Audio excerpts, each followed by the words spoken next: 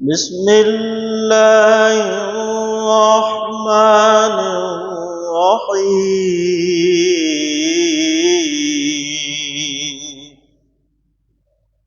وإذ قال إبراهيم رب اجعل هذا بلد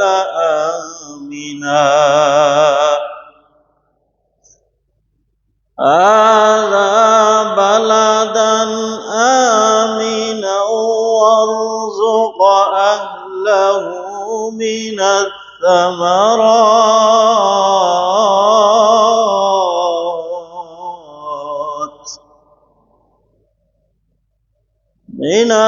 الثمرات من آمن منهم بالله واليوم الآخر صدق الله العظيم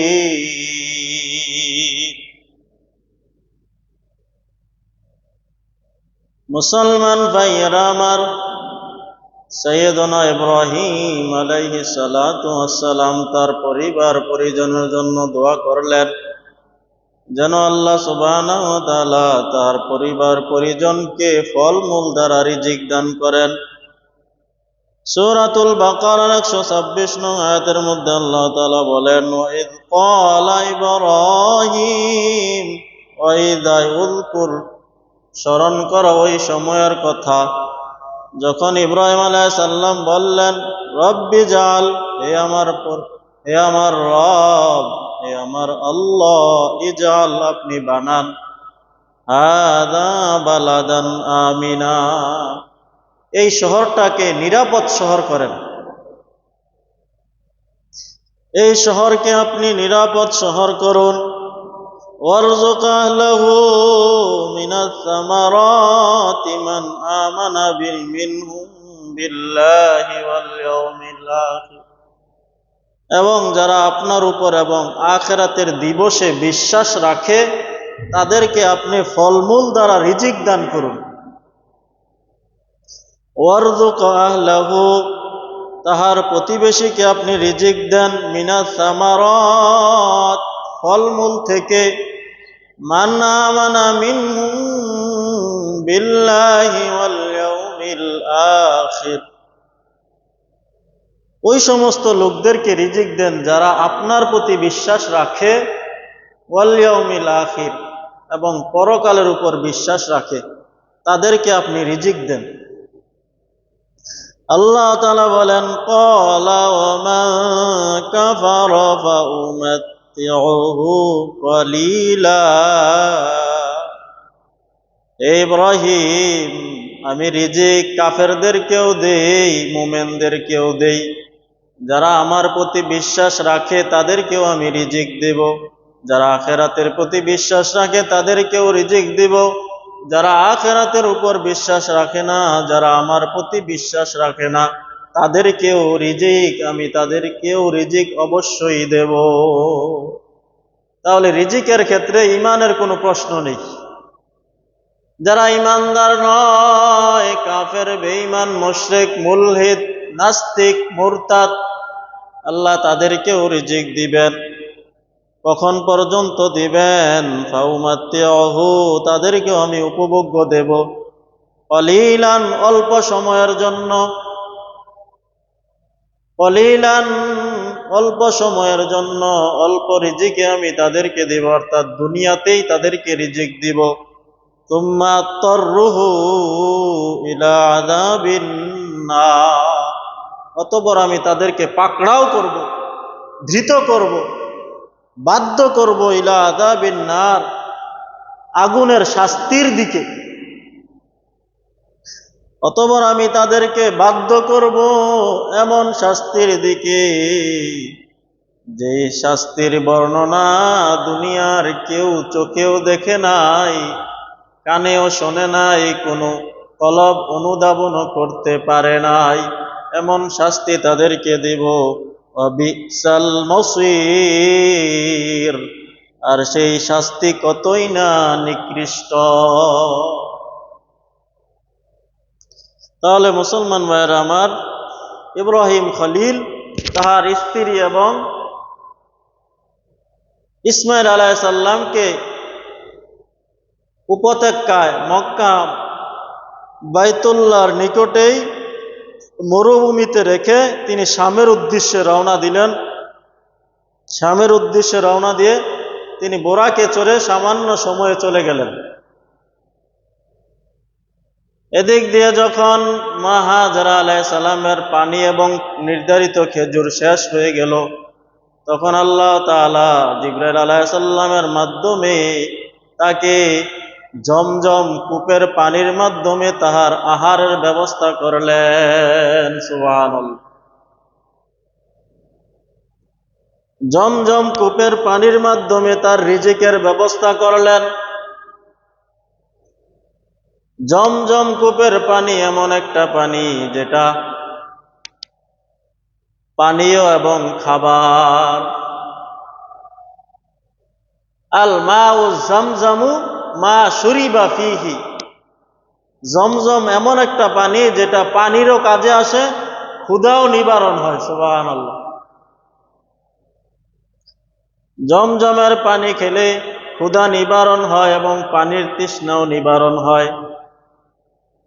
সুতরাং মুসলমান ভাইয়েরা আমার, আল্লাহ সুবহানাহু ওয়া তাআলা মা হাজরা আলাইহিস সালামের চেষ্টার বিনিময়ে জিবরাইল আলাইহিস সালামের মাধ্যমে আল্লাহ তাআলা জমজম পানির ব্যবস্থা করে দিলেন।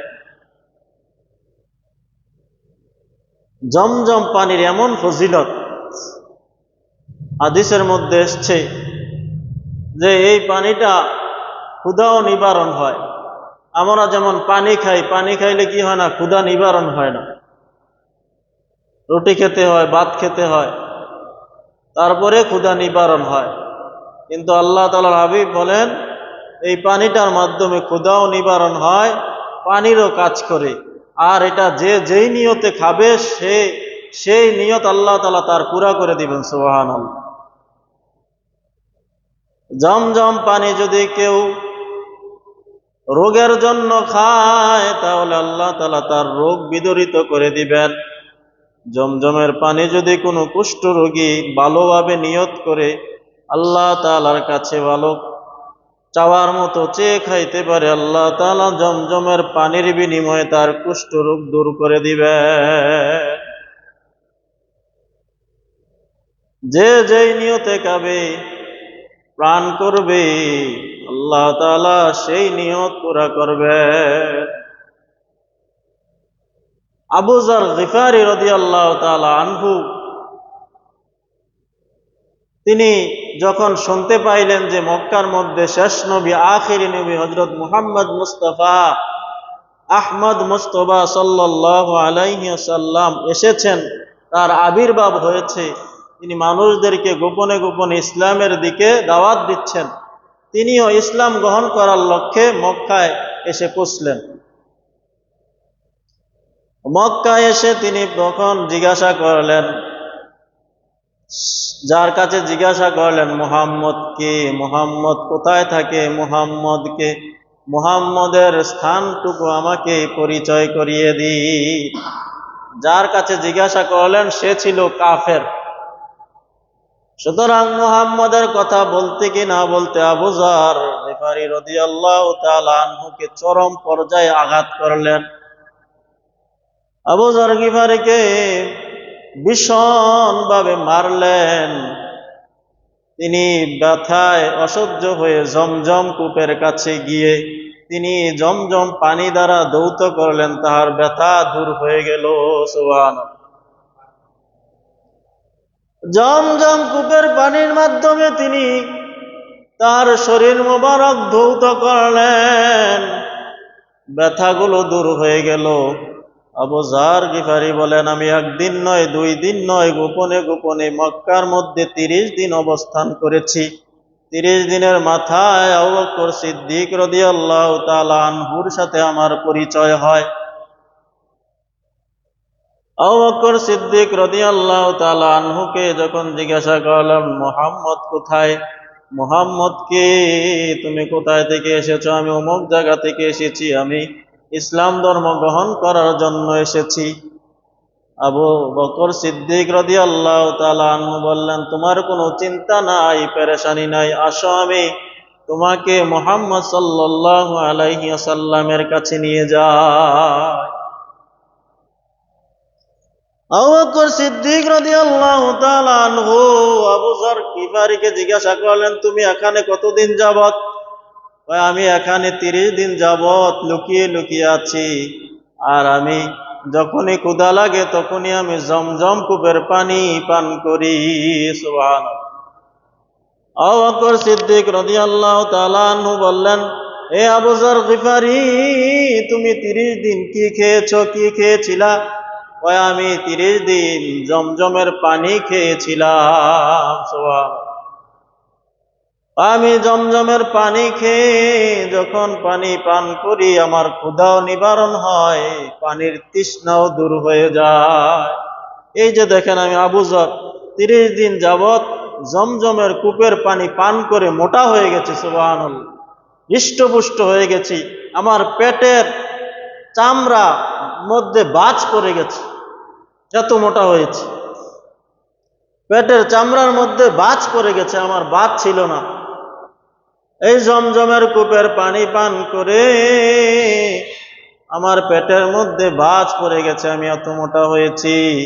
আল্লাহ তাআলার হাবিবের কাছে যখন এই সংবাদ পৌঁছলো, আল্লাহ তাআলার হাবিব বললেন, হা আবু যর, এই জমজমের পানি ক্ষুধাও নিবারণ করে, পানির তৃষ্ণাও দূর করে। সুবহানাল্লাহ। তাহলে এই ঘটনা থেকে আমরা বুঝতে পারলাম জমজমের পানির এত ফজিলত। কেননা এটা মা হাজেরা আলাইহিস সালামের চেষ্টার বদৌলতে আল্লাহ তাআলা এই মহা দৌলত জমজমের পানি দান করেছে। এই জমজমের পানি যে যেই নিয়তে পান করবে আল্লাহ তাআলা তাহার সেই নিয়ত পুরা করবেন। ব্রিটেন থেকে মক্কার ইতিকথা কিতাবের মধ্যে এসেছে, ব্রিটেন থেকে 30 জন কাফেলার একটা বাহিনী মক্কার উদ্দেশ্যে রওনা দিলেন। সেই স্কুল থেকে আসছিলেন। সেই স্কুলটা ছিল প্রতিবন্ধী স্কুল, কেউ ছিল অন্ধ, কেউ ছিল বোবা, কেউ ছিল পঙ্গু। ওই লোকগুলা, ওই ছাত্রগুলা যখন এসে মক্কা শরীফের মধ্যে এসে জমজমের কূপের পানি পান করলেন, আল্লাহ তাআলা এই জমজমের কূপের পানির বদৌলতে বোবার মুখ খুলে দিলেন। বোবা এখন কথা বলতে পারে। সুবহানাল্লাহ। পঙ্গু এখন ভালোভাবে হাঁটতে পারে। অন্ধ ব্যক্তি পানি খেয়ে পানি পান করে চোখের মধ্যে মোছে, ওই অন্ধ ব্যক্তি এখন চোখে দেখে। সুবহানাল্লাহ। তাহলে এত ফজিলত এই জমজম কূপের পানির। ওই কিতাবের মধ্যে এসছে একজন মহিলা ক্যান্সারের রোগী ছিলেন। ওই মহিলা জমজম কূপের পানি পান করলেন আর দোয়া করলেন, আল্লাহ তুমি আমার ক্যান্সারকে ভালো করে দাও। ওই জমজম পানির বদৌলতে আল্লাহ তাআলা ওই মহিলার ক্যান্সার রোগকে দূর করে দিলেন। সুবহানাল্লাহ। এরকম অনেক ঘটনা মক্কা শরীফের ইতিকথা বইয়ের মধ্যে আল্লাহ সুবহানাহু ওয়া তাআলা যে এই জমজম পানির বিনিময়ে ভালো করেছেন ওই কিতাবের মধ্যে এসছে। দুই একটা ঘটনা আমরা শোনালাম। সুতরাং এই জমজম কূপের পানির এত ফজিলত আল্লাহ তাআলা এই পানির মধ্যে দিয়েছেন। এই পানি পান করার কিছু আদব আছে। ইবনে আব্বাস রাদিয়াল্লাহু তাআলা আনহু থেকে বর্ণিত আছে, যখন তোমরা এই পানি পান করবে দাঁড়িয়ে পান করবে, 3 শ্বাসে পান করবে, আর নিয়ত করবে তুমি যে যেই নিয়ত করবে আল্লাহ তাআলা তাহার সেই নিয়ত পুরা করে দিবেন। এই জন্য জমজমের পানি দাঁড়িয়ে পান করতে হয় আর 3 শ্বাসে পান করতে হয়। পান করার পরে বলবে আলহামদুলিল্লাহ। পান করার সময় বলবে আল্লাহুম্মা ইন্নী আসআলুকা ইলমান নাফিআ, হে আল্লাহ তুমি আমাদেরকে ইলমে নাফি উপকারী ইলম দান করো। আল্লাহুম্মা ইন্নী আসআলুকা ইলমান নাফিআ, হে আল্লাহ আপনি আমাকে ইলমে নাফি উপকারী ইলম দান করেন। ওয়া রিজকান ওয়াসিআ, এবং আমার রিজিকের মধ্যে প্রশস্ততা দান করেন, প্রাচুর্যময় রিজিক দান করেন। ওয়া শিফাআম মিন কুল্লি দাইন, এবং আমাকে সকল ধরনের রোগ থেকে আরোগ্য দান করেন। সুবহানাল্লাহ। ইবনে আব্বাস বললেন যে তোমরা দাঁড়িয়ে পানি পান করার সময় এই দোয়াটা পড়ো। তাহলে মুসলমান ভাইয়েরা আমার, এই জমজমের পানির ফজিলত জানলাম, এর পান করার নিয়ম আদব জানলাম। এই জমজমের পানির উপকারিতা, সম্মান, মর্যাদার কারণে, অনেক ফায়দার কারণে এই জমজমের পানির নামও অনেকগুলা এসেছে কিতাবের মধ্যে। আমরা বলেছিলাম এই জমজমের পানির নাম কিতাবের মধ্যে এসেছে 35টি, জমজম ছাড়াই। জমজম এর অর্থ হচ্ছে প্রাচুর্য বা জমা হওয়া, একত্রিত হওয়া। জমজমের 2 নম্বর নাম হচ্ছে সাব্বাআতুন, ক্ষুধা নিবারণকারী। এই পানি যেহেতু ক্ষুধা নিবারণ করে, এই জন্য একে বলা হয় সাব্বাআতুন। এই জমজম পানির আরেক নাম হচ্ছে মারবিয়াতুন, তৃষ্ণা নিবারণকারী। এই জমজমের আরেক নাম হচ্ছে নাফিআতুন, উপকারী। এই জমজমের আরেক নাম হচ্ছে আফিয়াতুন, মুক্তি লাভকারী। এই জমজমের আরেক নাম হচ্ছে মাইমুনাতুন, বরকতময়, কল্যাণময়। এই জমজমের আরেক নাম হচ্ছে বিররাতুন, কল্যাণ। এই জমজম পানির আরেক নাম হচ্ছে মাদনুনাতুন, ভালো জিনিস থেকে কাউকে বারণ করা। এই জমজমের আরেক নাম হচ্ছে কাফিয়াতুন, যথেষ্ট। এই জমজমের আরেক নাম হচ্ছে শিফাউ সুকুমিন, রোগের চিকিৎসা। এই জমজমের আরেক নাম হচ্ছে তুআমু তুমিন, ক্ষুধার খাবার। এই জমজমের আরেক নাম হচ্ছে হাজমাতু জিবরিলা, জিব্রাইলের আঘাতের স্থান। যেহেতু জিব্রাইল তাহার পাখা দ্বারা আঘাত করে করে, অথবা তার বরকতময় পা দ্বারা আঘাত করে করে এই জমজম কূপকে তৈরি করেছেন, এই জন্য বলা হয় হাজমাতু জিবরিলা, জিব্রাইলের আঘাতের স্থান। এই জমজমের আরেক নাম হচ্ছে হারমিয়া, হারামে অবস্থিত বলে একে হারমিয়া বলা হয়, হারামিয়া। এই জমজমের আরেক নাম হচ্ছে তাকাত্তুম, গোপন করা।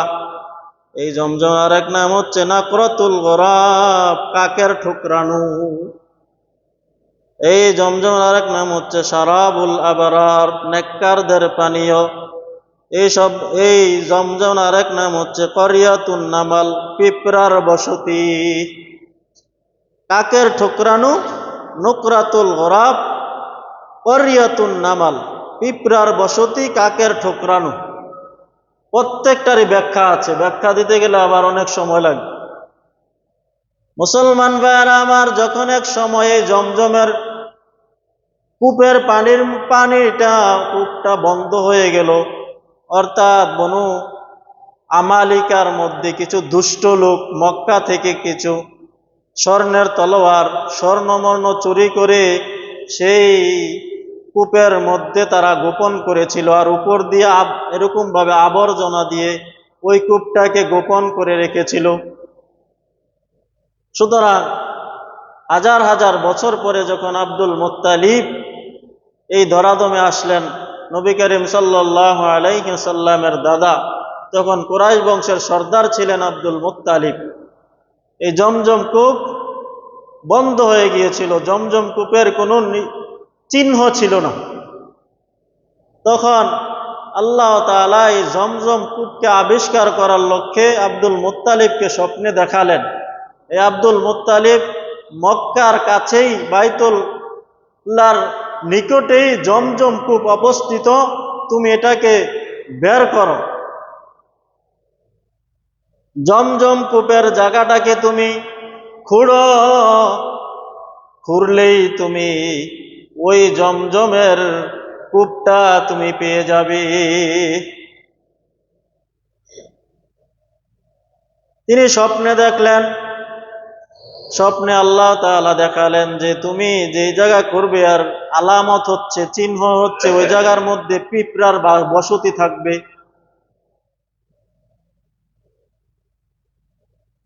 করিয়াতুন নামাল, পিঁপড়ার বসতি থাকবে, আর ওই পিঁপড়ার বসতির উপরে নাকরাতুল গরাব, কাক ঠোকরাইতে থাকবে।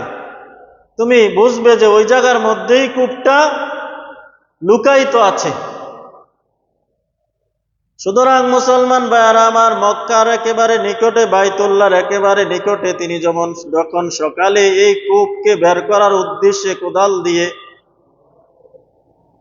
এরকম ভাবে গর্ত করতে লাগলেন, তখন মক্কার অন্যান্য লোকেরা তাকে বাধা দিতে লাগলো, হে আব্দুল মুত্তালিব, তুমি এমন চতুর লোক, বুদ্ধিমান লোক হয়ে তুমি বাইতুল্লাহর নিকটে কেন গর্ত করতেছ? তুমি বাইতুল্লাহ একেবারে নিকটে কেন গর্ত করতেছ? অনেকে বাধা দিল, তিনি বাধাকে উপেক্ষা করে তিনি উদাল দিয়ে খুঁড়তে লাগলেন। আর কিছু কিছু লোক বলতে লাগলো, দেখো আব্দুল মুত্তালিব বুদ্ধিমান লোক, সে অযথায় কোনো কাজ করবে না, তাকে করতে দাও। তাহার ছেলে হারেস ছিলেন তাহার সহযোগী মুঈদ। সুতরাং উভয়ে গর্ত করতে লাগলেন, গর্ত করতে লাগলেন। তিনি যখন পেরেশান হয়ে গেলেন, পাচ্ছেন না, তার ছেলেও কষ্টে পেরেশান হয়ে গেল। এভাবে দিন চলে গেল। তিনি রাত্রে আবার ঘুমালেন, আল্লাহ তাআলার কাছে মান্নত করলেন, ইয়া রাব্বাল আলামিন, তুমি যদি আমাকে 10টা সন্তান দাও, তাহলে তোমার রাহে, তোমার পথে আমি আমার একটা সন্তানকে কুরবানি করে দেব। সন্তান ছাড়া আমি তো অচল, সুতরাং একটা সন্তানের মাধ্যমে আমি আমার এত বড় রাজত্ব কিভাবে টিকিয়ে রাখবো? সুতরাং তুমি আমাকে 10টা সন্তান যদি দাও, তাহলে আমি আমার একটা সন্তানকে তোমার জন্য কুরবানি করে দিব। সুতরাং মুসলমান ভাইয়েরা আমার, তিনি এই মান্নত করে পরের দিন আবার ওই জমজমের কূপের জায়গাটাকে করতে লাগলেন। এক পর্যায়ে তিনি জমজম কূপটাকে পেয়ে গেলেন, সুবহানাল্লাহ। এবং ওই জায়গার মধ্যে ওই দুষ্ট লোক যারা তলোয়ারগুলো লুকিয়ে রাখেছিল, স্বর্ণ মুদ্রাগুলো লুকিয়ে রেখেছিল, তিনিও সেগুলা পেলেন। মক্কার লোকেরা এসে বলতে লাগলো, এই তলোয়ার আমার, এই স্বর্ণ আমার। যারা যারা বলল তাদেরকে দিয়ে দিলেন, আর তিনি কূপটা পেয়ে গেলেন। তারপরে আল্লাহ তাআলা তাকে 10টা সন্তান দান করলেন। সুতরাং যখন 10টা সন্তান বড় হয়ে গেল, 10টা সন্তানের মধ্যে সবচেয়ে সুন্দর, সুগঠন, দেখতে শুনতে সব দিক দিয়ে সুন্দর ছিলেন আব্দুল্লাহ। সুতরাং তিনি এখন মান্নত পুরা করবেন। কিভাবে মান্নত পূরণ করবেন? তখন ওই সময়ে একজন মহিলা ছিল, এরকম ভাবে অনেক বুদ্ধিমান। আল্লাহ তাআলার পক্ষ থেকে আল্লাহ তাআলা তাকে অনেক বুদ্ধি দিয়েছিলেন, হিকমত দিয়েছিলেন। সুতরাং সেই মহিলার থেকে জানতে চাইলেন যে আমি তো আমার 10টা সন্তান আল্লাহ তাআলার কাছে চেয়েছিলাম, একটা সন্তানকে আল্লাহর পথে কুরবান করার কথা বলেছিলাম, সুতরাং এখন কি করব, আপনি বুদ্ধি দেন। সেই মহিলা বলল, তুমি 10টা উট এবং তোমার সন্তানের মাঝে এরকম ভাবে লটারি দিবে। সুতরাং এরকম করতে করতে তুমি 10 বার লটারি দিবে। 10 বারের বালা যার নাম উঠবে তাকেই তুমি আল্লাহর পথে কুরবান করলেই যথেষ্ট হয়ে যাবে, তোমার মান্নত পুরা হবে। মুসলমান ভাইয়েরা আমার, তিনি একবার 10টা উট আর সন্তানদের নাম দিলেন। প্রথমবার উঠল আব্দুল্লাহর নাম, দ্বিতীয়বার দিলেন আবারও আব্দুল্লাহর নাম, তৃতীয়বার দিলেন আব্দুল্লাহর নাম, এভাবে 10 বার পর্যন্ত দিলেন। 10 বারের বেলা উটের নাম আসলো। তখন তাহার অন্যান্য সন্তানরা খুশি হলেন এবং আল্লাহ তাআলার নবীর ফুফুরা খুশি হলেন যে দেখেন 10 বারের বেলা 100 উট যখন পুরা হয়েছে, এখন আল্লাহ তাআলা উটের নাম দিয়েছেন, সুতরাং 100 উট কুরবানি করলেই আপনার মান্নত পুরা হয়ে যাবে। আব্দুল মুত্তালিব বললেন, না, আমি 3 বার এই লটারি দিব। 3 বার যদি 10 বার দেওয়ার পরে আবার 3 বার দিচ্ছেন, 3 বার যদি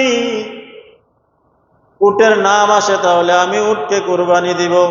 এভাবে 1 বার 2 বার 3 বার দিলেন, 3 বারে উটের নাম আসলো। 3 বার উটের নাম আসায় তিনি 100 উট কুরবানি করে সকল মানুষকে দিলেন, পশুদেরকে দিলেন। সব পশু পাখি যত আছে সকলের মধ্যে 100 উট বন্টন করে তিনি দিয়ে দিলেন। এই দিক দিয়ে আব্দুল্লাহ আল্লাহ তাআলার পক্ষ থেকে তিনি নাজাত পেয়ে গেলেন। এই জন্য আল্লাহ তাআলার হাবিব বলেন, আনা যবিহাতাই, আমি 2 জবাহের ছেলে। অর্থাৎ আব্দুল্লাহ এক সময় জবা হওয়ার উপক্রম হয়েছিল, তাহার পিতামহ ইসমাইল আলাইহিস সালামও কুরবানি হওয়ার উপক্রম হয়েছিলেন। যেহেতু আব্দুল্লাহ হয়ে ইসমাইল হয়ে আল্লাহ তাআলার নবীর বংশ এসেছে, সুতরাং এই জন্য আল্লাহ তাআলার হাবিব বলেন, আনা যবিহাতাইন, আমি 2 জবাহের সন্তান। তাহলে মুসলমান ভাইয়ের আমার, আল্লাহ তাআলা যদি কাউকে দুনিয়াতে আনতে চান, শত উপকূল শত বাধা উপেক্ষা করেও আল্লাহ তাআলা তাকে দুনিয়াতে আনতে কোনো ধরনের ব্যাগ পেতে হয় না।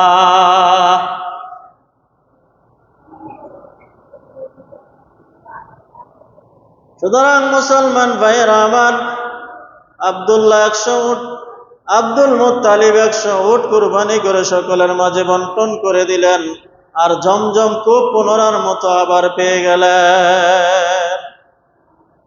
তাহলে এই জমজম কূপের এক নাম হচ্ছে নাকরাতুল গুরাব, কাকের ঠুকরানো। 16 নম্বরে জমজম কূপের আরেক নাম হচ্ছে করিয়াতুন নামাল, পিঁপড়ার বসতি।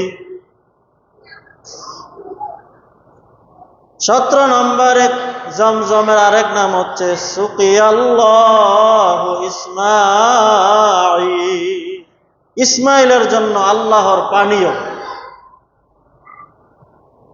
এই জমজমের 18 নম্বর নাম হচ্ছে সফিয়াতুন, পরিচ্ছন্ন। এই জমজমের 19 নম্বর নাম হচ্ছে মুগাজ্জিয়াতুন, খাবার দানকারী।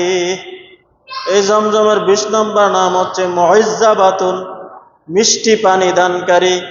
এই জমজমের 21 নম্বর নাম হচ্ছে মুনিসাতুন, প্রিয়। এই জমজমের আরেক নাম হচ্ছে লা আশরাক। এই জমজমের 23 নং নাম হচ্ছে লা আতজাম। এই জমজমের 24 নং নাম হচ্ছে বিরকাতুন। এই জমজমের আরেক নাম হচ্ছে সাইয়্যিদাতুন, আউফাতুন, বুশরা, ইসমাতুন, সালিমাতুন, মুবারাকাতুন, তাহিরাতুন, মাফাদাতুন, তাইয়্যিবাতুন, আল আয়াল, হাফিরাতুল আব্বাস।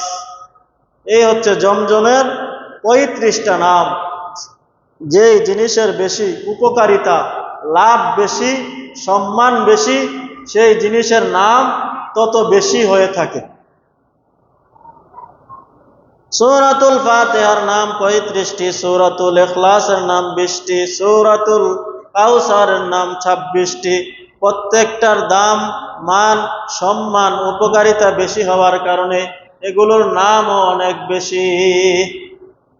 সুতরাং একজনের নাম অনেক হয় কখন? যখন সে সম্মানিত হয়। তাহলে মুসলমান ভাইয়েরা আমার, এই জমজমের পানিরও অনেক দাম, অনেক নাম, অনেক সম্মান। একজন ব্যক্তি বিভিন্ন দিক দিয়ে তার নাম বিভিন্ন ধরনের হয়।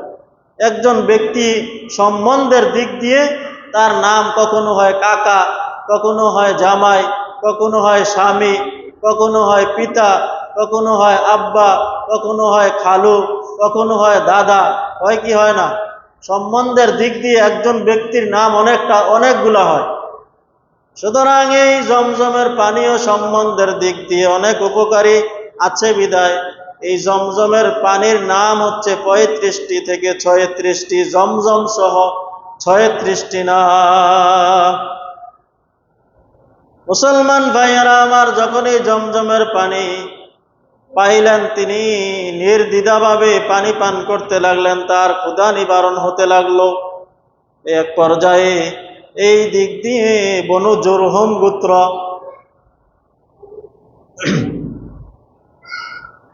বনু জুরহুম গোত্র ব্যবসায়িক কাফেলা এই দিক দিয়ে যাইতেছিলেন। এক পর্যায়ে দেখলেন আকাশে পাখি উঠতেছে, আকাশে পাখি উঠতেছে। তখন ওই ব্যবসায়ী কাফেলা বুঝতে পারলেন যে এখানে সম্ভবত পানি আছে, কেননা এর আগে এই পানি পাখি আমরা কখনো ওই দিক দিয়ে দেখি নাই। একজনকে পাঠালেন, যাও, সম্ভবত এখানে পানি আছে, যদি পানি থাকে তাহলে আমরা এখানেই বসবাস করতে থাকবো। ওই যে আল্লাহ তাআলার হাবিব খলিল দোয়া করেছিলেন, রব্বানা ইন্নী আসকানতু মিন ওয়াদিন যী যারইন ইনদা বাইতিকাল মুহাররম। ইব্রাহিম আলাইহিস সালাম দোয়া করেছিলেন সূরা ইব্রাহিমের 37 নং আয়াতের মধ্যে, যে এখানে এমন কিছু লোককে আল্লাহ তুমি তাদের অন্তরকে তুমি আকৃষ্ট করে দাও যেন তারা এখানে বসবাস করতে থাকে। ইব্রাহিম আলাইহিস সালামের দোয়া আল্লাহ তাআলা কবুল করলেন। বনু জুরহুম গোত্রের লোকে এসে দেখলেন যে এখানে পানির সুব্যবস্থা আছে জমজমের পানির মাধ্যমে। তখন সে গিয়ে খবর দিলেন যে হ্যাঁ, ওখানে পানি আছে, একটা মহিলা এবং একটা ছোট সন্তান আছে, আর কেউ নেই। ওই ব্যবসায়ী কাফেলা এসে বললেন, মা, এই পানি থেকে আমরা পান করতে চাই, আপনি নির্দেশ দিন। তখন মা হাজেরা আলাইহিস সালাম বললেন, তোমরা এই পানি থেকে পান করতে পারবে, কিন্তু এই পানির মালিকানা আমাদের হাতে থাকবে। এই পানির মালিকানা আমাদের কাছে থাকবে, তোমরা শুধু পান করতে পারবে। তখন বনু জুরহুম গোত্র বললেন, এতেই যথেষ্ট, আমাদের আর কোনো প্রয়োজন নেই। সুতরাং তারা এখানে বসতি শুরু করলেন। এক পর্যায়ে তারা বসতি করতে করতে ইসমাইল আলাইহিস সালামও আস্তে আস্তে বড় হতে লাগলেন। ইসমাইল আলাইহিস সালামের বয়স যখন 13 বছর, তখন ইব্রাহিম আলাইহিস সালাম মা সারা আলাইহিস সালাম থেকে অনুমতি নিয়ে তিনি মক্কার উদ্দেশ্যে বোরাকে চড়ে রওনা দিলেন। বোরাকে এসে দেখলেন যে ইসমাইল আলাইহিস সালাম বড় হয়ে গেছেন। ওই দিক দিয়ে আল্লাহ তাআলা নির্দেশ দিয়ে দিয়েছেন, এ আমার খলিল ইব্রাহিম, তুমি তোমার প্রিয় বস্তু কুরবানি করো। সন্তানকে রেখে গেলেন এক ওয়াদি উপত্যকায়, যেখানে কোনো চাষাবাদ নেই। এখন যখন বড় হয়েছেন, এখন আল্লাহ তাআলা বলেন, তুমি তোমার প্রিয় বস্তু কুরবানি করো। এই আলোচনা ইনশাআল্লাহ আরো সামনে যখন কুরবানি একেবারে নিকটে আসবে তখন আমরা এই আলোচনা করব। সুতরাং মুসলমান ভাইয়েরা আমার, ইব্রাহিম আলাইহিস সালাম এভাবে এক পর্যায়ে ইসমাইল আলাইহিস সালাম বড় হয়ে গেলেন। যখন বড় হলেন তখন তিনি বনু জুরহুম গোত্রের এক মহিলাকে বিবাহ করলেন, বনু জুরহুম গোত্রের এক মেয়েকে বিবাহ করলেন। আর তার মাতা হাজেরা আলাইহিস সালাম ইন্তেকাল করলেন। সুতরাং মুসলমান ভাইয়েরা আমার, ইব্রাহিম আলাইহিস সালাম দ্বিতীয়বার এসে তাহার স্ত্রীর কাছে জানতে চাইলেন, মা, ইসমাইল কোথায়? তোমরা কেমন আছো? ইসমাইল কোথায়? তখন সে বলল, বনু জুরহুম গোত্রের ওই মহিলা যিনি ইসমাইল আলাইহিস সালামের স্ত্রী, সে অকৃতজ্ঞতা প্রকাশ করলো। সে বলল, ভালো নেই, আমার অনেক কষ্টে দিনাতিপাত করতেছি, একবার খাইলে তিনবার খাইতে পাই না, আমরা ভালো নেই, অনেক কষ্টে আছি, আপনি কে? সুতরাং ইব্রাহিম আলাইহিস সালাম বুঝতে পারলেন এই মেয়েটা আল্লাহ তাআলার কৃতজ্ঞপূর্ণ বান্দী নয়। মুসলমান ভাইয়েরা আমার, সাইয়েদুনা ইব্রাহিম আলাইহিস সালাম বললেন, মা, তোমার স্বামী যখন ঘরে ফিরে আসবে তখন তোমার স্বামীকে বলবে অমুক একজন ব্যক্তি এই সিমটমের ব্যক্তি এসেছিল, সে বলেছে ঘরের চৌকাঠটা যেন আপনি পাল্টিয়ে ফেলেন। ঘরের চৌকাঠ পাল্টিয়ে ফেলার জন্য বলছে। ইসমাইল আলাইহিস সালাম স্বীকার করে তিনি আসলেন। বাড়িতে এসেই সুঘ্রাণ পেয়ে বুঝতে পারলেন আর কেউ নেই, আমার আব্বা জান মনে হয়ে এসেছে। তখন তার স্ত্রীকে জিজ্ঞাসা করলেন যে আমাদের বাড়িতে কে এসেছিল? বলে অমুক এমন সিমটমের একজন লোক এসেছিল, তোমাকে কি বলেছে? এই বলেছে যে আমাকে জিজ্ঞাসা করছে আমি ভালো আছি কিনা। আমি বললাম যে না, ভালো নেই। সুতরাং আমার আব্বা তোমাকে কি বলেছে? সেই মহিলা বলতেছে, তোমার আব্বা বলেছে ঘরের চৌকাঠটা পরিবর্তন করে ফেলতে।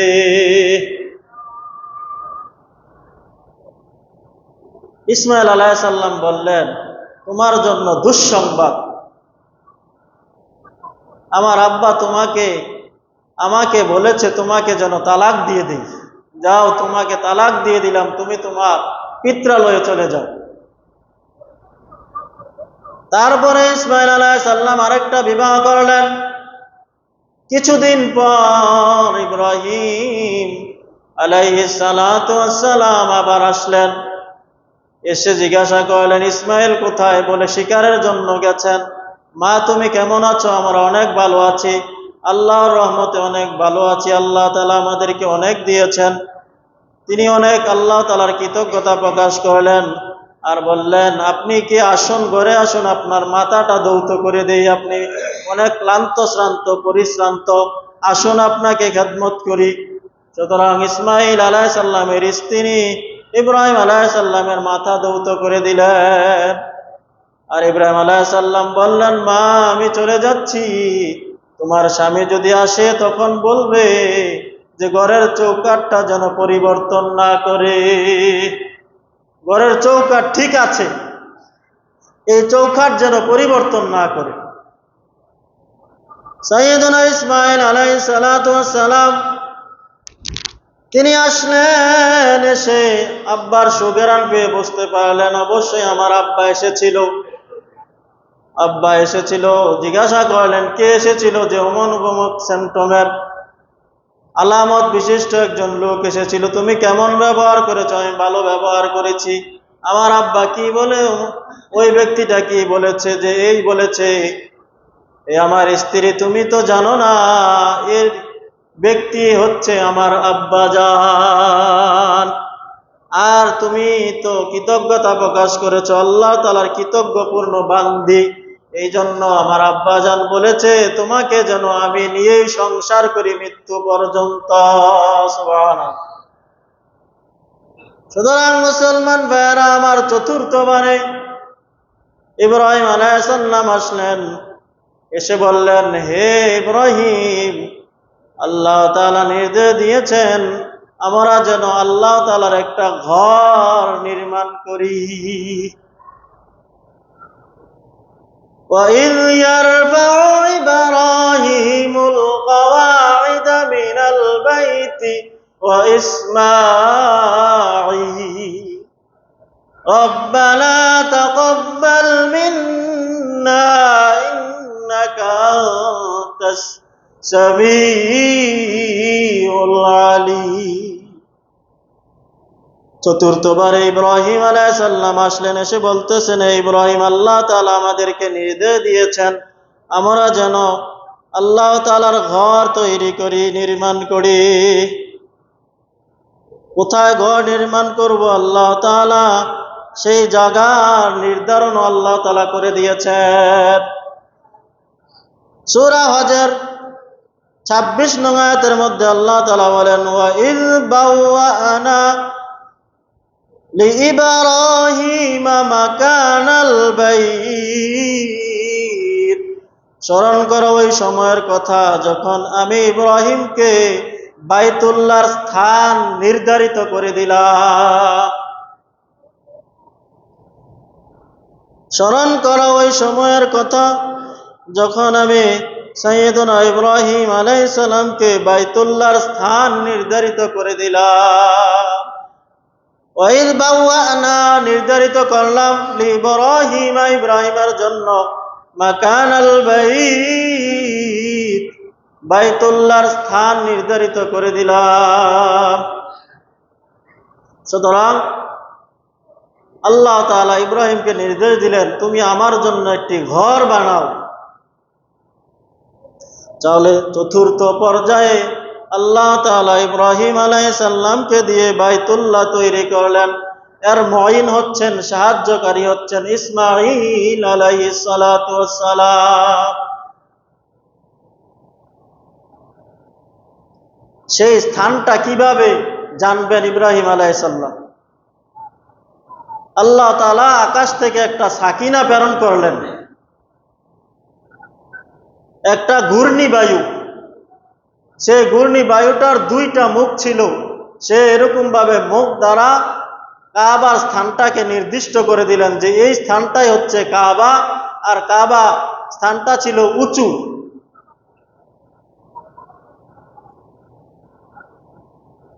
ওই স্থানটাই হচ্ছে তোমার জন্য, যে স্থানটা নির্ধারণ করলাম, নির্দিষ্ট করে দিলাম, এই স্থানে তুমি আমার জন্য কাবা ঘর নির্ধারিত করো, বানাও।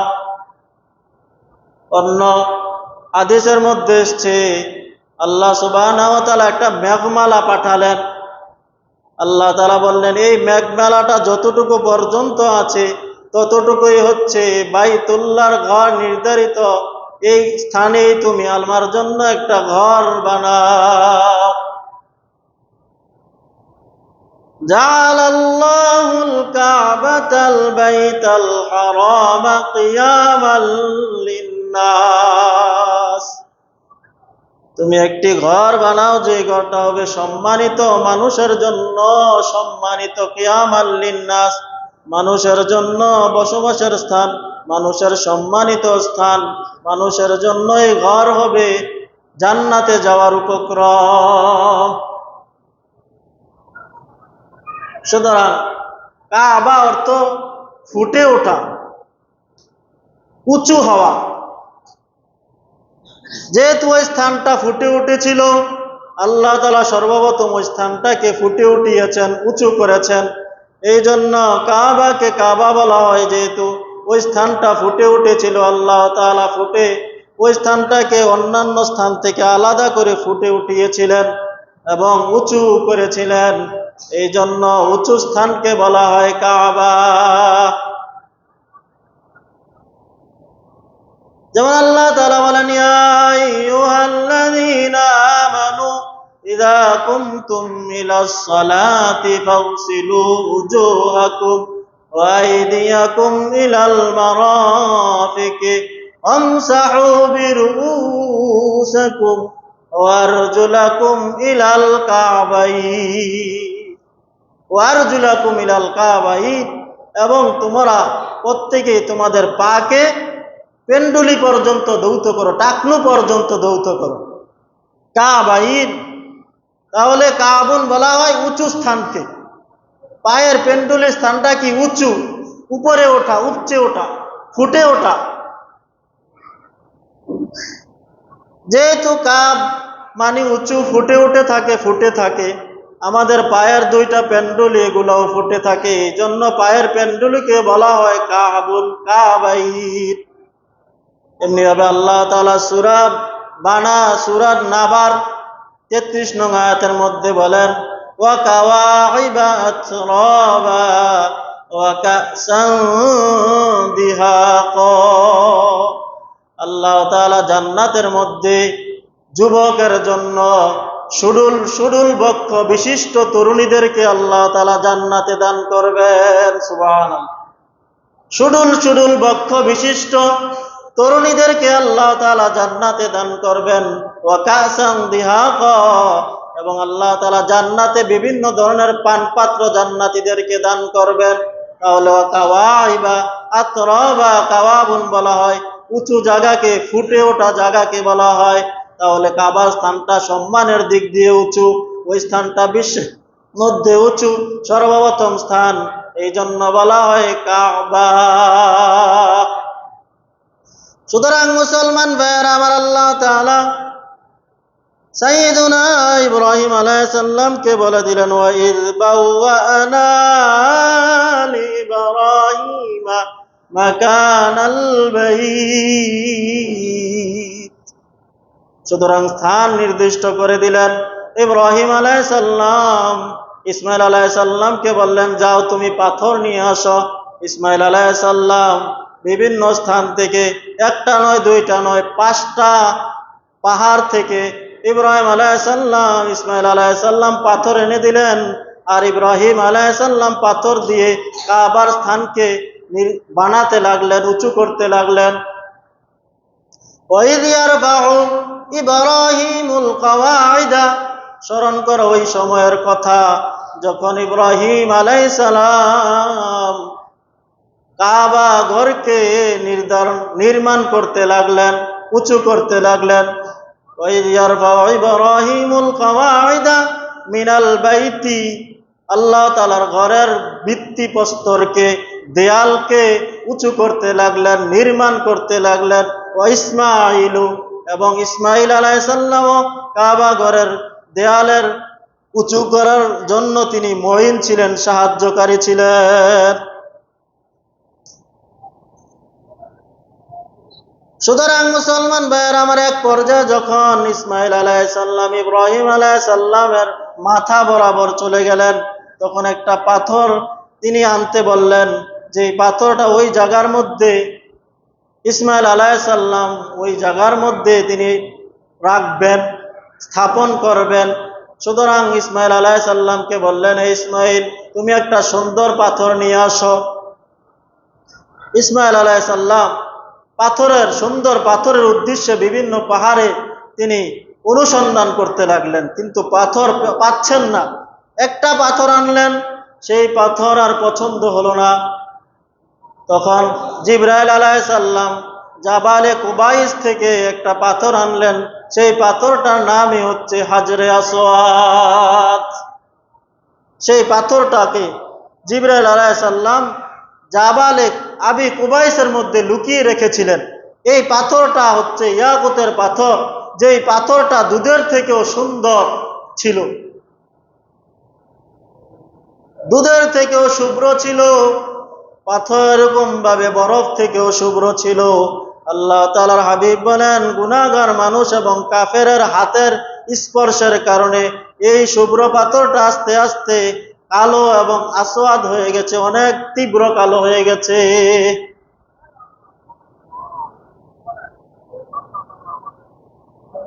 সুতরাং মুসলমান ভাইয়েরা আমার, ওই শুভ্র পাথরটাকে ইব্রাহিম আলাইহিস সালাম স্থাপন করলেন।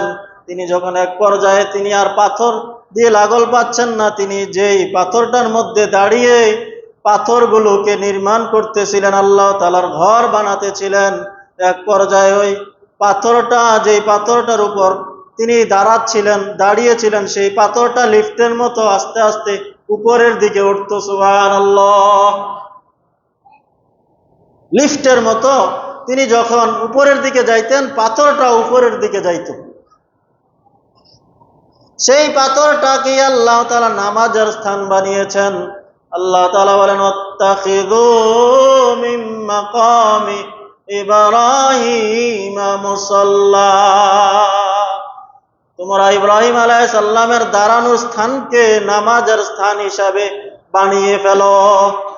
ওয়াত্তাখিযু, তোমরা বানাও, মিন মাকামি ইব্রাহিমা, ইব্রাহিম আলাইহিস সালামের দাঁড়ানোর স্থানকে মুসাল্লা, নামাজের স্থান বানাও। সেই পাথরটাকে এত সম্মান আল্লাহ তাআলা দিয়েছেন যে সাইয়্যিদুনা আবু বকর, উমর ফারুক রাদিয়াল্লাহু তাআলা আনহু আল্লাহ তাআলাকে বললেন, আল্লাহ তাআলার প্রিয় হাবিব মুহাম্মদ সাল্লাল্লাহু আলাইহি সাল্লামকে বললেন, আপনি এই পাথরটাকে নামাজের স্থান বানান। আপনি যদি আমাদেরকে নির্দেশ দেন তাহলে আমরা এই পাথরকে সামনে রেখে আল্লাহ তাআলার জন্য ইবাদত বন্দেগী করব। তখন আল্লাহ তাআলা এই আয়াত নাজিল করলেন, ওয়াত্তাখিযু মিন মাকামি ইব্রাহিম মুসাল্লা। আমি তোমাদের জন্য ইব্রাহিম আলাইহিস সালামের দাঁড়ানোর স্থানের পাথরকে নামাজের স্থানে নির্ধারিত করে দিলাম। তাহলে আল্লাহ সুবহানাহু ওয়া তাআলার এই ঘরকে ইব্রাহিম আলাইহিস সালাম বানিয়েছেন এবং ইসমাইল আলাইহিস সালাম চতুর্থ পর্যায়ে বানিয়েছেন। আর সেই বানানোটা আল্লাহ তাআলা এমন কবুল করেছেন, কোরআনের বিভিন্ন স্থানে আল্লাহ তাআলা এই বানানোর ঘটনাকে আল্লাহ তাআলা বর্ণনা করেছেন।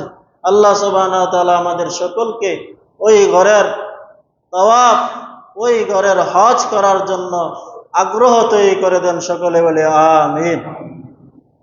ওমা আলাইনা ইল্লাল বালাগ। মুসলমান ভাইয়েরা আমার, প্রত্যেক জুমায় আল্লাহ তাআলার গড়ে আপনারা আল্লাহ তাআলাকে সন্তুষ্ট করার জন্য আল্লাহ তাআলার গড়ে আপনাদের হালাল রিজিক থেকে দান করে থাকেন। আজকের জুমায় আল্লাহ তাআলার কোন বান্দা আছেন, আমার কোন যুবক ভাই আছেন যে আল্লাহ তাআলার গড়ে আল্লাহ তাআলার ঘর নির্মাণের কাজে প্রত্যেক জুমার ন্যায় এই জুমায় আল্লাহ তাআলার গড়ে আপনার হালাল রুজি থেকে 500-1000 টাকা কুরবান করবেন?